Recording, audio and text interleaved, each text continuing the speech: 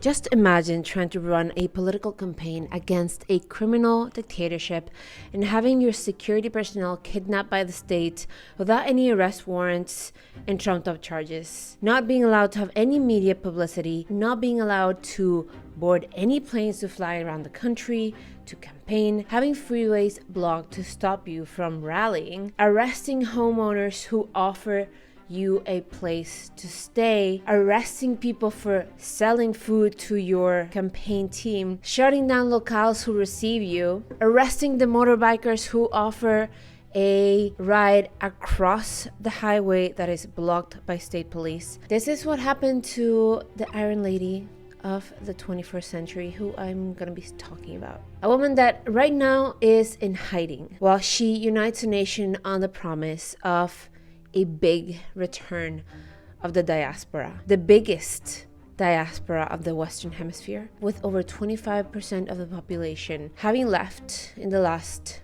25 years. I've talked about female leadership before. It was a few videos ago where I argued against the idea that women cannot and should not be leaders. I brought up important examples from the distant past, like Queen Elizabeth I, Queen Victoria, Queen Isabel of Castile. There's people that hear this and still say, well, those are exceptions. And they had male advisors, etc., etc., etc. I get that. But the thing is, exceptional leaders are exceptional. It doesn't happen often with either men or women. Whenever male leaders make mistakes or destroy a nation, we rarely ever blame it on their gender, do we? Well, I mean, that's not totally true. Of course, there are feminists who blame it on the fact that they're men. So just think about the flip side of that. That's not what I'm arguing here. But these are people. All of these are people. And not every man has the capacity to lead. Really lead. Not just lead a family, but lead a nation. And lead well. Not every woman has the capacity to do so either. But the woman who is a leader also has to get over an additional obstacle. An additional filter, if I may say. The naysayers who will not give her a chance because she is a woman. I know, guys. I'm starting to sound like a feminist now. I know. But please, let's be objective and not become little crybabies and have our emotions cloud our judgments about what I'm stating, because it's true. You know it's true. Now, I remind you once more, like I did in that other video. Women generally do not want to lead, okay? We don't want to be the leaders of our family, and we do not want to lead nations in general. Of course, there's women that do, okay? But generally, we don't. We really don't, okay? But sometimes life has other plans for us. And this is the case with the Iron Lady I'm talking about.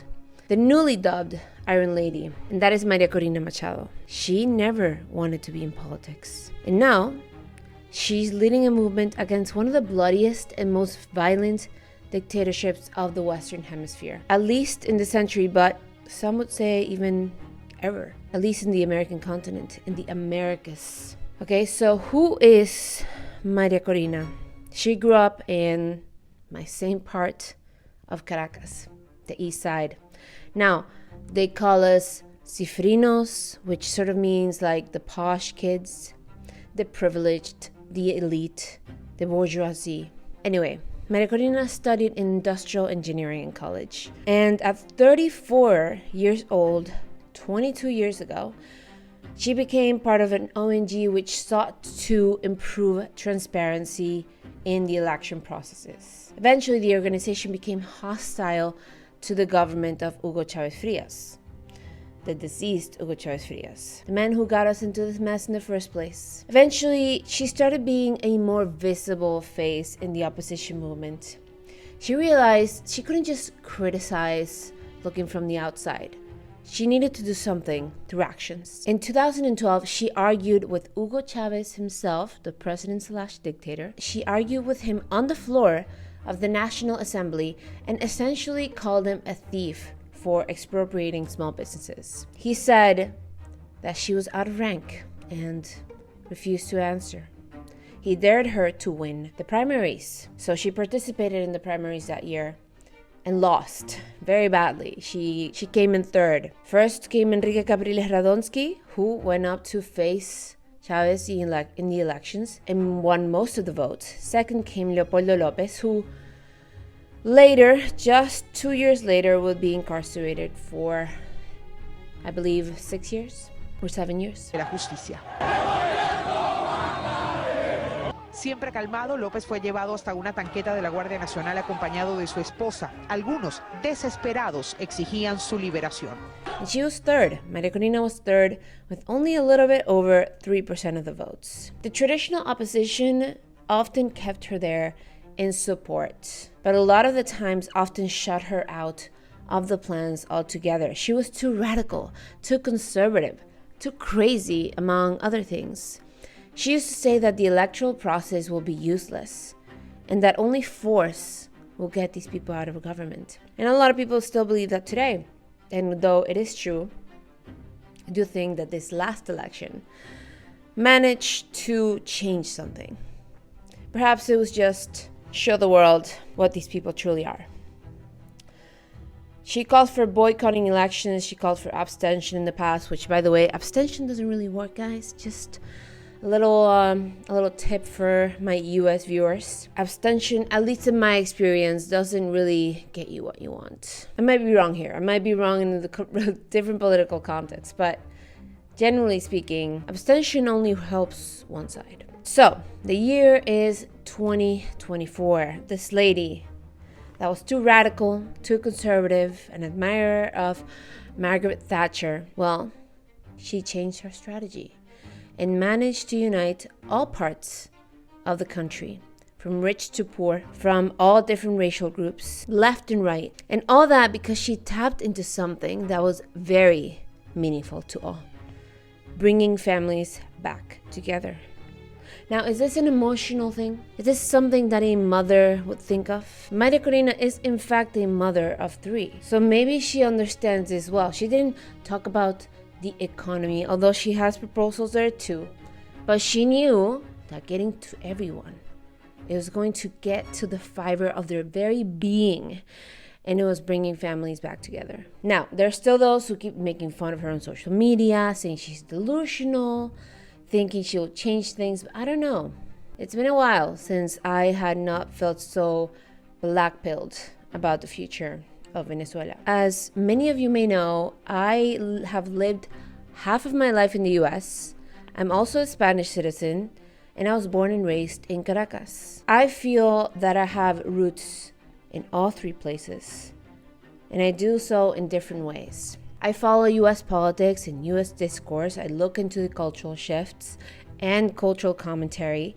I see the repeal the 19th discourse everywhere. I see the manosphere talking points. You know, the whole repeal the 19th, I found it silly and paid little attention to it. But now that I see what is happening with María Corina and what she has done that none of the male opposition politicians managed to do in the past, how she brought back a country from the depth of despair, from resignation, into giving it a fighting chance and hope for the future. Again, I find the whole argument that is still going on online about women kind of stupid, honestly.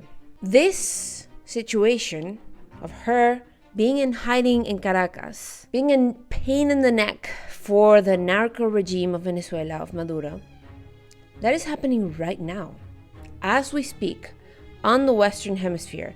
This is not some distant past where the cultural roles were vastly different and none of us were alive to even grasp. This is not some heiress to the throne.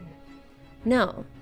This is happening now. And she built her leadership from the ground up, from the perception of she came from the east of Caracas. She's a part of the bourgeoisie, part of the elite. She's not of the people. So when I see those things, it screams ignorance to me. It screams, I am stuck in an echo chamber and I can't get out. Same thing when I see people argue that US sanctions are the culprit for the situation in Latin America. That one screams, I have a desire to blame the United States And I have a superficial understanding of the true situation, but I also want to have a strong opinion that is US-centric. Listen, I don't blame people for not knowing everything about everything going on in the world. We are all ignorant about something. It is irritating, though, that out of ignorance, some people still have the audacity to have strong opinions of a subject just because of their ideological adherence. Instead of being reasonable and listening, instead of having an open mind, they insist on staying on whatever they believe is true. And this goes for the left, this goes for the right, and this goes definitely for the manosphere. Now, going back to María Corina, she did run for the primaries for the opposition in 2023. Primaries that were done without the support of the official electoral body. That is another long story. But the point was to solidify who was going to run as the main opposition candidate. She won with 97% of the votes. How things have changed. Then, the government disqualified her from running officially for 15 years. And so she had to throw her support over to another candidate and hand that person over all of her political capital. And that candidate was also disqualified and prevented from running. Finally, one of the candidates that she supported was accepted. Mr. Edmundo Gonzalez, an ex-diplomat, 74 years old, was brought out of retirement. This is another long story being made short. And here we are, elections have happened. The government claimed victory, and María Corina then showed the voting records by pointing people to an online platform where you could find the real results, where you could find the results in your district, in your city, where you voted specifically, in the center where you voted, just by introducing your ID number. And you could see that with 70% of the, what we call the voting tallies, the actas, Edmundo had won by 70%. Even though the 8 million people, the 25% of us that are abroad, were not allowed to vote. The paper tallies made it all the way to the Organization of the American States recently to show their authenticity, where the Carter Center certified that indeed Edmundo won. The Venezuelan government committed fraud. Now, we have known for a long time that they cheat elections. But this is the first time someone managed to prove it on an international stage. And María Corina has been talking about creating a system for voting transparency for her entire political career. And quite frankly, no other nation has managed to achieve. No other nation. All this by a woman who was deemed crazy, radical, too conservative, and pushed out by the main opposition for years. A woman who was beat up in the National Assembly while the Assembly's president, Diosdado Cabello, just sat, watched, and laughed. All this to say, in this moment, there is something happening. We might feel distant to it because we're so far away, but it is happening now on the Western Hemisphere. We don't know exactly how all of this will turn out. I'm hoping for the best, but it was María Corina who managed to remove the mask of a government that was pretending to be democratic and legitimate in the eyes of the world, to be able to do business with the rest of the countries. And that is no more. Now either they leave or they govern the nation as what they are, a dictatorship, a criminal narco regime. Most women will not want to be leaders, but keep telling women that they cannot do it, and you will only get the worst ones vying for leadership. The ones that simply seek to destroy and blame men for the issues. That might be the case for the president of Mexico, Claudia Sheinbaum, however you pronounce her name. A Jewish feminist demanding Spain apologize for the past. Much to say about her. Doesn't look great for Mexico right now. None of the leftist ideologues women feminists are currently supporting María Corina. They call her a far-right fascist, but they're supporting Claudia. These ideologues will be able to have ammunition as long as the, quote, repeal the 19th crowd continue with their discourse online, transforming it into real action in the real world. The thing is, guys, these two sides, they feed into each other. It seems like an endless cycle. So I strive not to belong to either one. How about you? They both stroke each other's fire. And what do you think is the best way to address this dilemma? I mean, for me personally, as I said, not being part of either one, trying to see every circumstance without adhering to a certain ideology. Should women simply be barred from having any type of education which might lead them to have the strength that María Corina had, and in turn foment the anger and hatred of women like Claudia Sheinbaum? Or should we do the complete opposite? Push women to be leaders? I don't think we should do that either. I honestly don't know, but I promise you, the way things are being done right now are not the way. So I would say for you, at least, try to stay out of either or of the echo chambers and try to form your own independent opinion on these things. But with that said, I'd love to hear your opinion. And with all of that, with all that I told you today, is there anything else on the story that you'd like me to expand on? Let me know. Cheers, and see you next time.